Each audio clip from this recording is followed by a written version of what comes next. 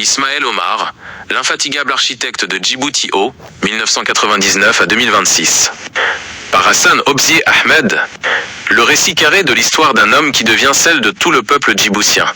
Le parcours de son Excellence Ismaïl Omar Guelleh, deuxième président de la République de Djibouti, illustre cette symbiose parfaite. Plus qu'un chef d'État, il s'impose dans l'historiographie nationale comme le bâtisseur principal d'une nation qui a su, contre toute attente, se réinventer pour embrasser la modernité et le progrès. La reconfiguration de l'État et la vision.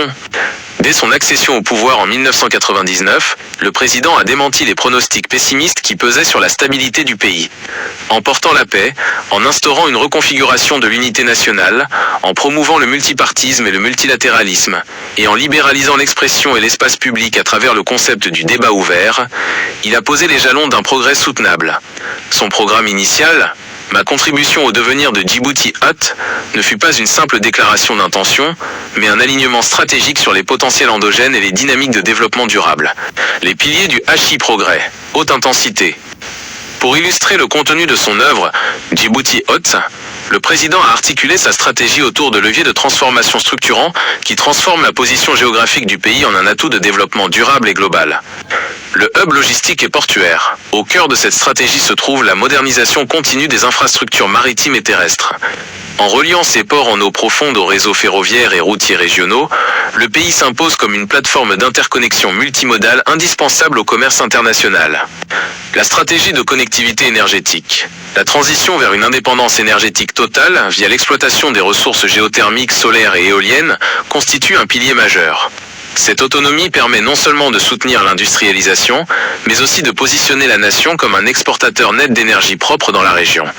Le cadre de la diplomatie économique, la stratégie s'appuie sur une gestion équilibrée des relations multilatérales.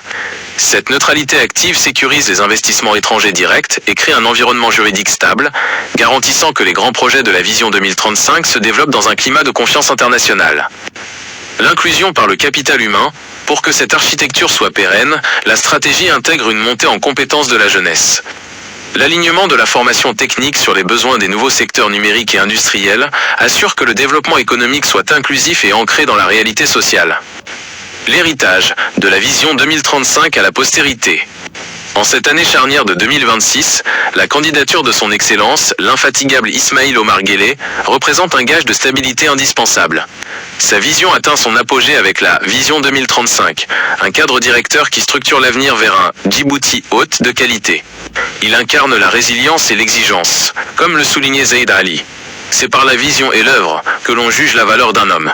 Par son sens du progrès et sa clairvoyance, le président a élevé le destin de la République.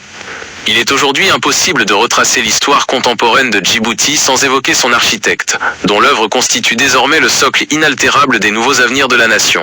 Plus exactement, l'infatigable Ismaïl Omar Guelleh est le génie réussisseur d'un Djibouti Haute de qualité qui se veut immédiat, inclusif et infini. Depuis l'ère de l'indépendance, Ismaïl Omar Guelleh a très tôt tracé sa voie pour devenir le numéro 1 de l'histoire nationale. Il signe d'un seul trait les priorités nationales dans son œuvre Djibouti Haute. Tout récemment, le corridor DESSU en février 2026 marque un exploit supplémentaire de son programme Vision 2035 et de l'intégration régionale. Hassan Obzi